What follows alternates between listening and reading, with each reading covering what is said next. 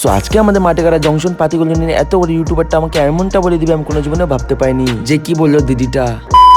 আজকে আমি সকালবেলা চলে গিয়েছিলাম ভেড়াকোপা ভামনি দেবী মন্দির, কেন কি আমার ভাগ্নির জন্মদিন ছিল, তার জন্য এখানে পূজা দিতে এসেছিলাম। আর আমার ভাগ্নি বয়সে আমার থেকে অনেকটাই বড়, কিন্তু সম্মানে এখনো ছোট আছে আমার থেকে। তো এগুলো কথা এখানেই শেষ বেশ করে চলে এলাম মন্দিরের ভিতরে। আর মন্দিরের ভিতরে দেখো আমাদের সেই রানীমা, কেন কি 51 ফিট থেকে 1 ফিট এখানেই পড়েছিল। আর 51 ফিট থেকে মার অঙ্গের থেকে মায়ের চরণটা এখানেই পড়েছিল। আর এই দেখো সেই পা, যে মায়ের চরণটা এখনো এখানেই আছে। আর এখানে এমনও একটা গাছ আছে যে মায়ের দিব্য চক্ষু থেকে আপনি দুটা গাছ জোড়া লেগে গিয়েছিল।